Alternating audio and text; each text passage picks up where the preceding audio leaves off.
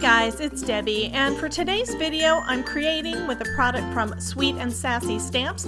This is going to be a giveaway hub open worldwide, so please see my description box below to see how you can enter this giveaway for a $20 gift code to the Sweet and Sassy Stamps online store. To start off with, I'm using this So Sweet Cocoa Clear Stamp Set from Sweet and Sassy Stamps.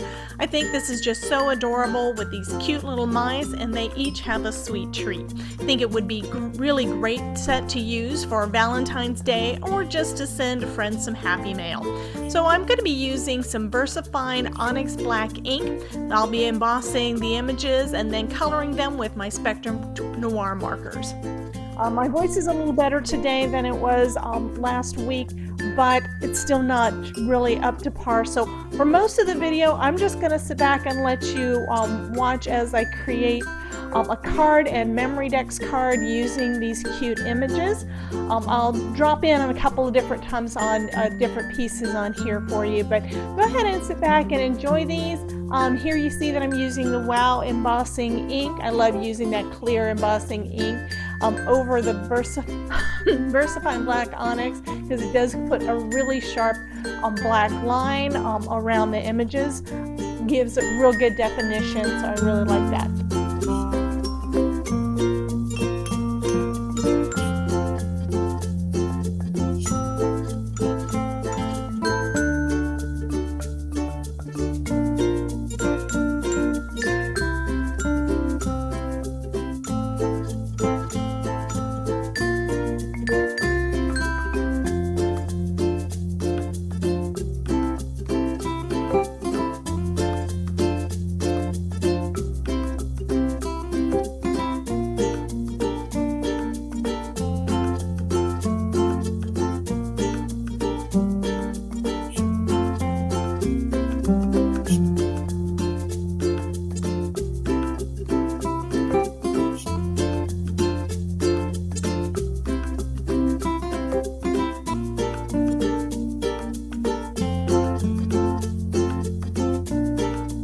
To do all of the coloring of these images, I'm using Spectrum Noir alcohol markers. I'll have a listing of all of the different colors that I used for these over on my blog. I'm cutting the video a little bit short on some of this because the coloring, of course, was super long, and I had to go back and color them 3 times because I was having some video issues. So I'm going to apologize up front because I know that there's going to be some blurring on different areas. Again, I'm having video issues, and hopefully I can get that all straightened out so you won't have those problems. But most of the video, I think, came out really clear. So go ahead and watch as I color these. If you like watching the coloring, please let me know, and I'll make sure to include more of those type of videos up in the coming year.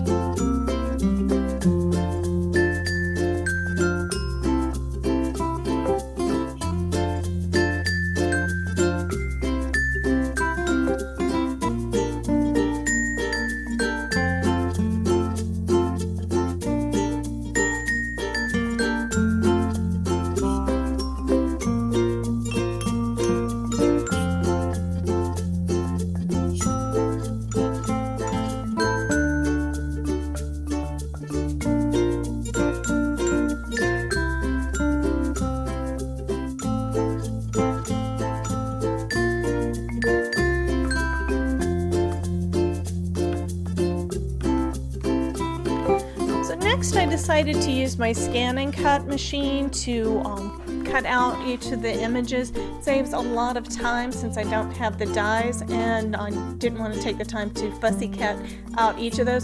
As I mentioned, I did 3 different copies of all 3 of those images, so that would have taken quite a while for me to get those cut out.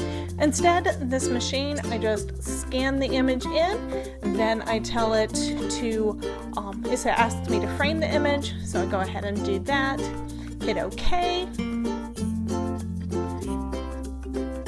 And then it's going to see those images there, and it's going to be perfect to cut those out. You can have it cut right on the line. I found that I don't really have it calibrated completely 100% accurate, so it could cut a little bit off. So instead I go ahead and add a nice white border around most of my images. In this one I went ahead and did that as a 0.08 as being the outline, and that gave me a really nice white border around each of those images. And then I hit select and cut. Last time I used this was for some vinyl, so I had half cut turned on, so I need to turn that one off so it'll cut all the way through. And this is one of the newer machines. I've had this one since a year ago Christmas. It's nice and quiet. I love that. And it also has the auto blade that automatically tells how thick your paper or vinyl or whatever is, so that it automatically cuts everything for you without having to adjust the blade. I've still got another machine, an older version, and it's one that you had to adjust the blade constantly, and I had a lot of trouble with it. So when my husband bought this one for me for Christmas last year, I absolutely love it. It goes ahead and does everything automatic.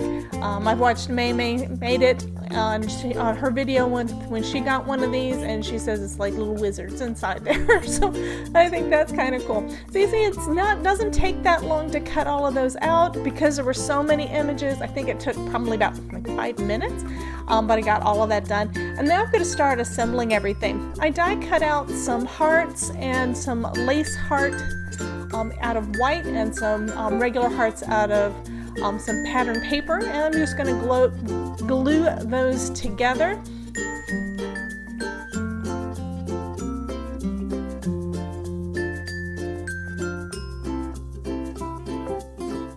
And next I'm going to put together a panel for the card. So I'm taking a piece of pattern paper. I don't know what pack this one was from. One of my goals for 2020 is to try to use up some of my stash, because I have tons and tons of pattern paper packs that I have never used, mostly because on cards and such, what do I like to do? I like to make backgrounds. So what I'm trying to do with this is I'm using up some of my pattern paper, and I'm just going to position some of the images together along with the hearts to see how that one looks, and then glue it together. Decided I like the cupcake on here better than the cookies, just because the colors seem to match a little bit better. And now I'm going to use my dot liner to adhere the heart and heart doily down to the pattern paper. And I love this dot liner. It's basically my go-to adhesive, that and art glitter glue. This one I use for a lot of cards. It's real quick and easy, and you can, until it gets really set, you can remove the items once you put them on there and reposition them if you need to. It does, once it's stuck on there, it's stuck on there, but for a little while you can correct your mistakes if you're like me and you mess up. So I'm going to go ahead and trim off the edge.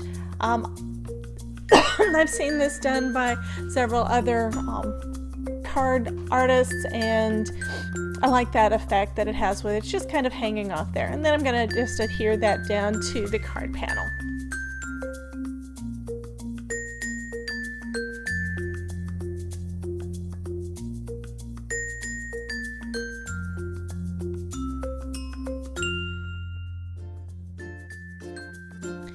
And of course we need a sentiment, so I'm taking one of the sentiments from that stamp set. It says, "My life is sweet because you are in it."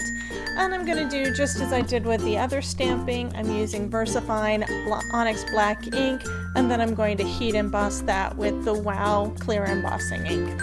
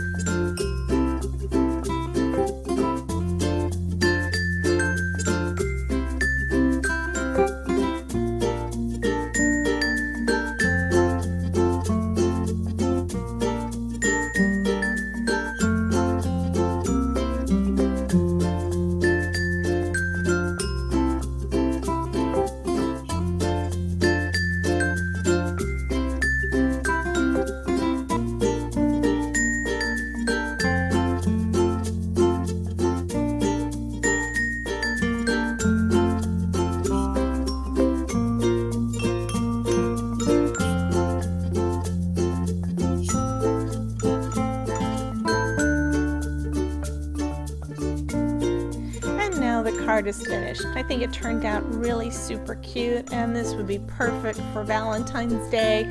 Could actually work for birthdays or any other occasion as well when you just want to show how you care about someone. So next I decided I also wanted to do a MemDex card. I haven't done a lot of those in the past, so I'm going to try to start sharing how you can use basically any design and you can convert that into a MemDex card. So I have cut another piece of that pattern paper as 4x4, and I'm cutting a piece of white cardstock in that same size. I'm going to use my corner chomper to round the corners, and then I'm going to glue these two together. The reason that I like gluing them together like that and always having an extra piece of cardstock on the back is that when you don't, especially if you're using pattern paper, I feel that those are kind of flimsy and it doesn't show the quality that I want my cards and such to show. I don't want it to fall apart as soon as someone gets it, or that they're going to pick it up and think, oh, this person just sent me a piece of paper. So I try to add a little bit of extra quality into my projects if at all possible. And in this case, all it takes is 1 or 2 pieces of extra cardstock. The cardstock that I use is from Michaels. It's the heavyweight 310 GSM cardstock. I am thinking of moving over to some of the others because I have gotten a sample of some Alta New cardstock and it looks like it is fantastic. Only problem I have with this one so much is I live in Florida. When it gets humid, the paper doesn't always feel as crisp as I'd like, and because I've got some new papers from another company, I now see that some companies may work better with that heavy-duty cardstock. I also have the Heidi Swap MemDex punch, so I'm able to use that for making MemDex cards. There are a lot of other ways you can make those. I just used this one because it was convenient and quicker than doing a die cut. But sometimes it's hard to find that. If you'd like to see more about how to make MemDex cards, please leave a comment down below. Let me know what you think, and I'll show you some of the other options that you can use for doing that in an upcoming video. So just like the card, I'm also doing heat embossing of that sentiment on the heart, and then I'm going to place that on the panel that I created for the MemDex card.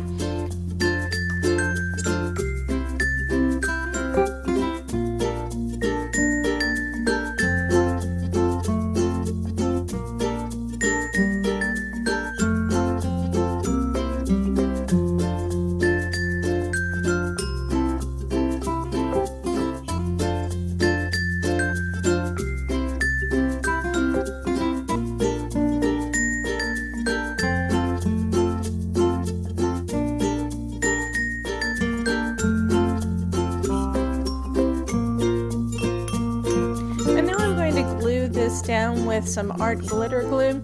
Now a lot of times I use the dot liner, but in this case, because it is a MemDex card, those kind of get kind of battered around a little bit more in a MemDex holder, and the heart was a little warped from the heat embossing. I thought using the art glitter glue would be a much better option. So I'm putting it down with that art glitter glue. Just getting it positioned on there, and then I'm going to add the image I picked to add to this one is this mouse with the donut. Again, I think these guys are just so super sweet and so cute, and the coloring turned out really good, especially after practicing for 3 times on each of them. And I'm using some foam squares that I picked up at Joann's. Like I said, I'm trying to use up my stash, so I've got quite a few packs of these. So I want to try to get them used up this year. I like to use foam tape. Foam squares are convenient because they're already cut into small pieces, but there's really no point for me to have tons of everything. So I'm trying to use up some of that. So I'm just going to take the backings off and then place that onto the MemDex card.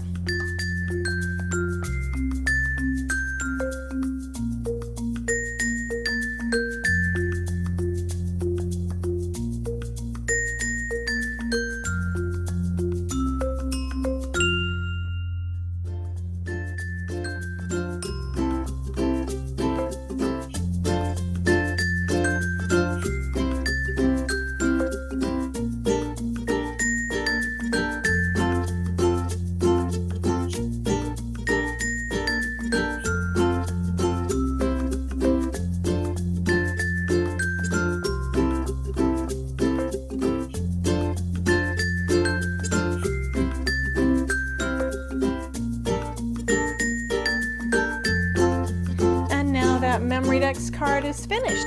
I hope you enjoy these two projects that I created for Sweet and Sassy Stamps blog hop today.